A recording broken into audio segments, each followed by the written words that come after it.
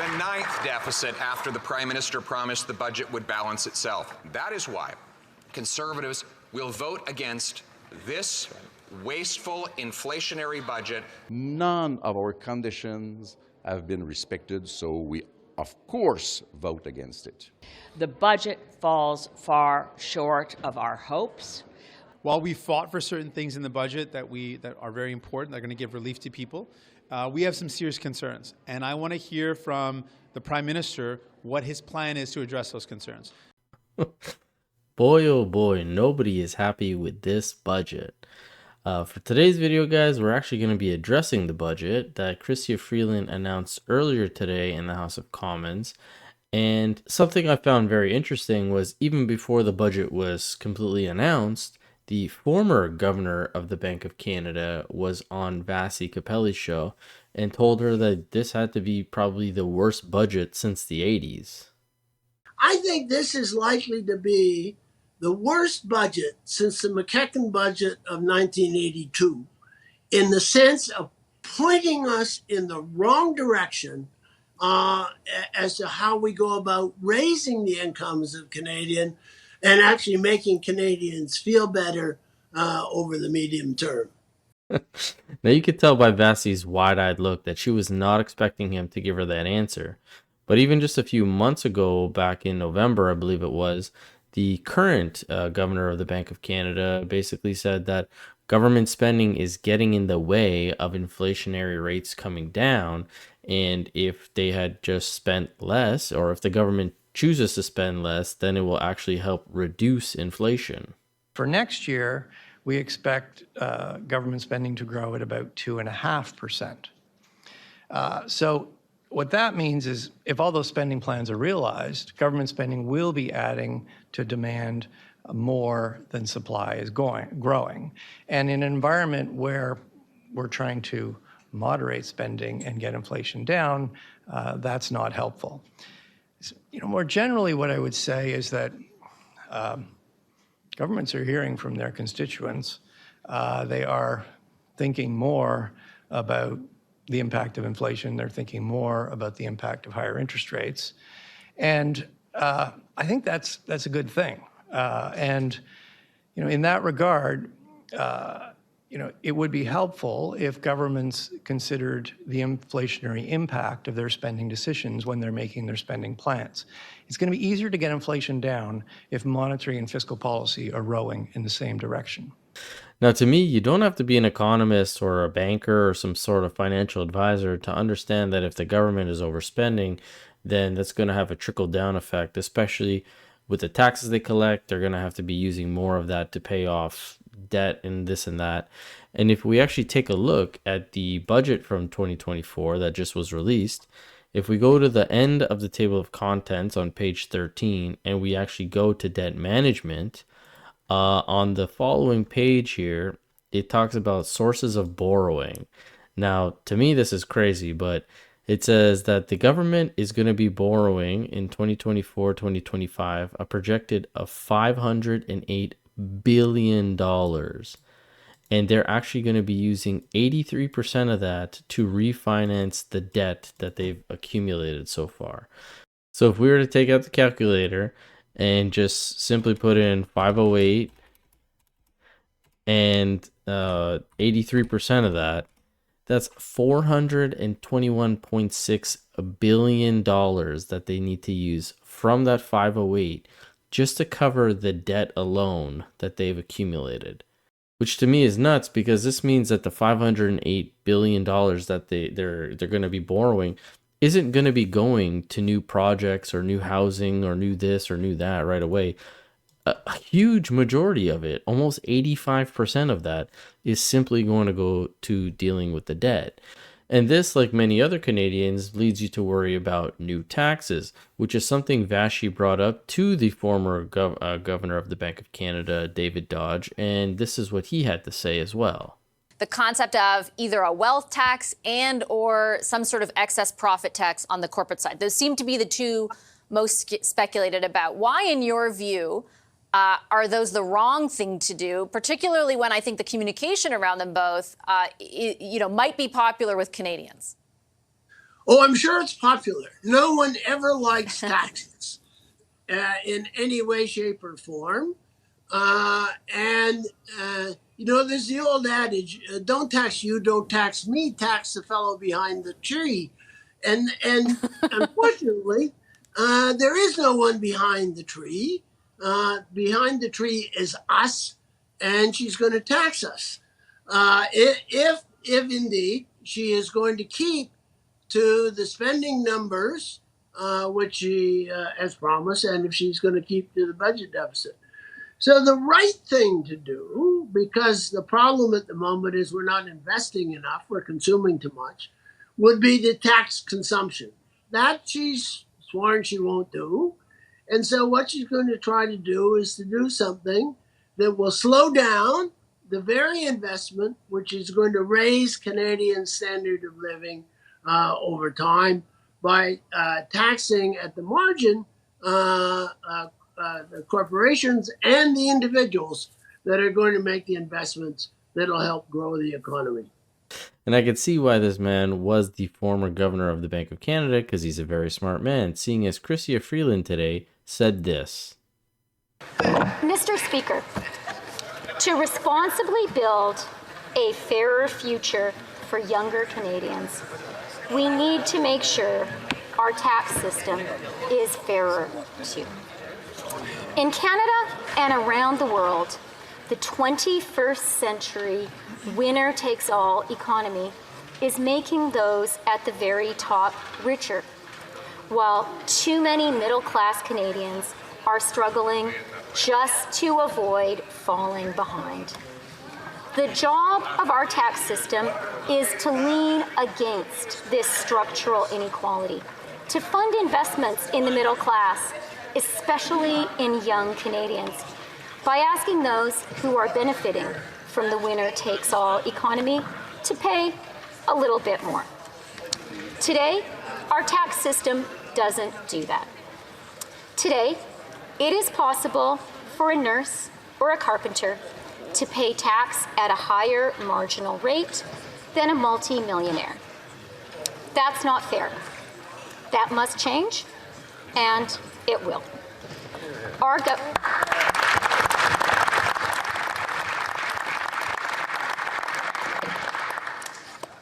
government is raising the inclusion rate to 2/3 on annual capital gains above $250,000 for individuals. This new revenue will help make life cost less for millions of Canadians, particularly millennials and Gen Z. It will help fund our efforts to turbocharge the building of more homes. It will support investments in growth and productivity that will pay dividends for years to come. So, who will pay more? Well, Mr. Speaker, most Canadians have no capital gains in a typical year, so they won't pay more. The first $250,000 in capital gains every single year enjoyed by each individual Canadian will be taxed at the current rate. Individual Canadians enjoying this substantial annual gain won't pay a penny more. The lifetime capital gains exemption, an amount fully exempt from taxation, will be raised to $1.25 million.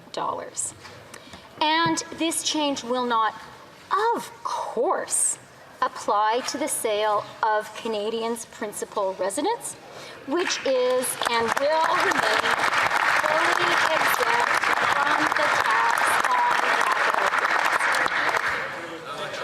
Only 0.13% of Canadians with an average annual income of $1.4 million will pay more on their capital gains. For 99.87% of Canadians, personal income taxes on capital gains will not increase. Taxing capital gains is not an inherently partisan idea. It is an idea that everyone who cares about fairness should support. In fact, the idea of taxing capital gains in Canada was first broached by the government of Prime Minister John Diefenbaker and his Royal Commission on Taxation, chaired by Kenneth Carter. And Prime Minister Brian Mulroney raised the capital gains inclusion rate to 75%, higher than the rate we're establishing today.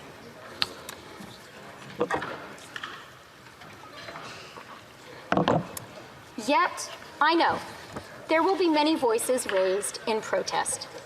No one likes paying more tax, even, or perhaps particularly, those who can afford it the most. Now, at this point, I do want to apologize because I know nobody enjoys listening to Freeland talk for that long. But the next portion of her speech is actually just a chef's kiss, because she starts addressing the 1%, the 0.1%, and kind of pleading with them and saying, don't you want to make Canada a better place? And this is when you're going to start to hear the Conservatives chuckle and heckle a little bit, where Pierre is telling her, look to your side, look who's right beside you. And she starts going on down this rabbit hole of, don't you want to see Canada not like this or not like that? And you can hear the Conservatives again say, we already are in this position. But before they complain too bitterly, I'd like to ask Canada's 1%, Canada's 0.1%, to consider this. What kind of country do you want to live in? Do you want to live in a country where you can tell the size of someone's paycheck by their smile? Do you want to live in a country where kids go to school hungry? Do you want to live in a country where a teenage girl gets pregnant because she doesn't have the money to buy birth control? Do you want to live in a country where the only young Canadians who can buy their own homes are those with parents who can help with the down payment? Do you want to live in a country where we make the investments we need in healthcare, in housing, in old age pensions, but we lack the political will to pay for them and choose instead to pass a ballooning debt on to our children? Do you want to live in a country where those at the very top live lives of luxury, but must do so in gated communities behind ever higher fences, using private health care and private planes, because the public sphere is so degraded and the wrath of the vast majority of their less privileged compatriots burns so hot? Every one of us here in this chamber today, and every Canadian across our truly great country, needs to ask themselves these same questions, because the stakes could not be higher.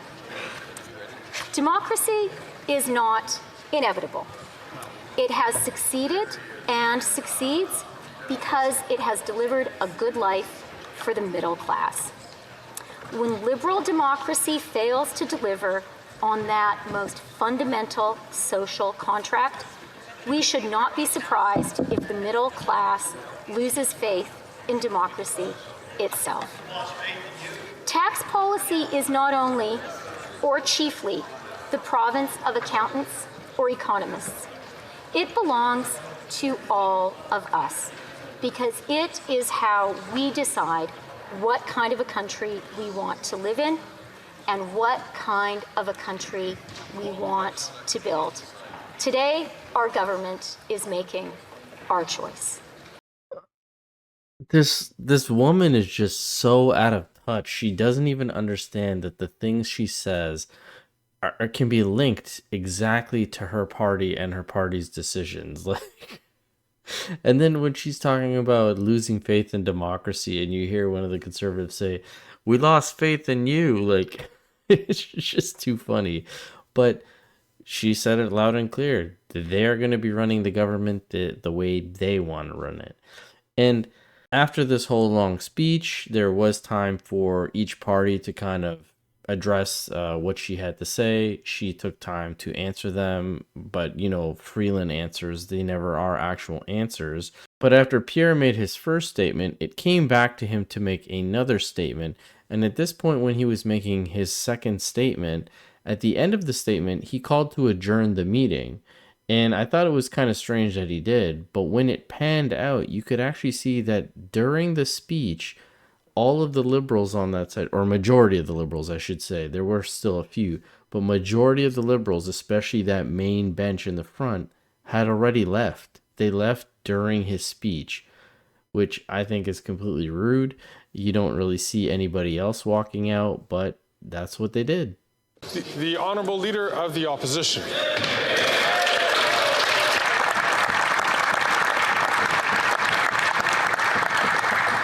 And a ninth consecutive deficit, with the budget still not balancing itself. And everything on which the Prime Minister spends gets worse and more costly. He is spent, and Canadians are broke. The country is broken. We have a doubling of housing costs. We have 8,000 people joining a Facebook group to study how they can get a meal out of a garbage can after food prices have gone up faster than at any time in a generation because of the carbon tax he's imposing on our food, a carbon tax that with the help of the NDP, he plans to quadruple to 61 cents a litre. And today, did he learn anything from these catastrophic failures? No. He doubles down on the same failure. With $40 billion of new deficits, $40 billion of new spending, that's to say $2,400 for every family in new debt and new inflationary spending. And now, for the first time in a generation, we're spending more on debt interest than on health care. That's money for bankers and bondholders rather than doctors and nurses. Right. And the great example of how wonderful government can be, given after a tremendous theatrical pause, was the government's purchase of the Trans Mountain Pipeline. What would have happened if the government had just gotten out of the way? Asked the finance minister. The answer is the thing would have got built with private money rather than $30 billion of taxpayer bailouts. That's right. In fact, a project the Prime Minister said would cost $5 billion is up to $30 billion. Wow. Mr. Speaker, that is 500% over budget. It is $2,000 in costs for every single Canadian family for a project the private sector was going to be building on its own, and the company that was going to build it bought out, taking the money to Texas, where they're building Texan pipelines with Canadian dollars. All of our X's are in Texas, Mr. Speaker. And then, to close it off, we got some of the most hair-raising ideological fervor from the minister, who says that what Canadians really need is a stronger government. Well, they have created a stronger government in order to make for weaker and more suffering people. This is not a government that gives people everything they want. It's a government that takes everything they have. But the good news, Mr. Speaker, is we want big Canadian citizens with a smaller and more efficient government where the state is servant and not master, where our priorities are clear: to axe the tax, build the homes, fix the budget, and stop the crime. And as soon as the NDP takes away its support from this Prime Minister, we will have a carbon tax election where the people will be able to make that decision for themselves in a country where they can earn powerful paychecks that buy affordable food, gas, and homes in safe neighborhoods. The country that we all knew and still love a country based on the common sense of the common people united for our common home. Your home, my home, our home. Let's bring it home.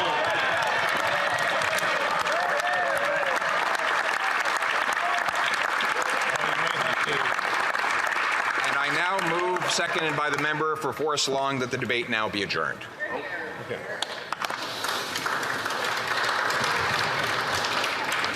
Mr. Poilievre, seconded by Mr. Halland, moves that the debate now be adjourned. Mr. Poilievre, appuyez. Mr. Poilievre, seconded by Mr. Halland, moves that the debate be now adjourned. Pursuant to Standing Order 83-2, the motion is deemed adopted and the House stands adjourned until tomorrow at 2 p.m. pursuant to Standing Order 24-1. No, as I said, I feel like this was completely rude. Here you can see the photo before Pierre started his speech and then at the end of his speech. And yes, there was, again, as I mentioned, a few stragglers. Like, I was surprised Anita and Champlain were still there. But for a majority of all of them to be gone before he's even done his speech, I don't know. Maybe they all had to run home. Who knows? Beat the traffic. But that's just my opinion. Love to hear from you guys. What do you guys think about this whole budget situation? Have you even looked into it? The document is over 430 pages. I haven't got through a lot of it, but I am trying to comb through some of it. So let me know in the comment section below if you've even taken a look at it. Don't forget to hit the subscribe button. And as always, I'll catch you guys on the next one. Thanks so much.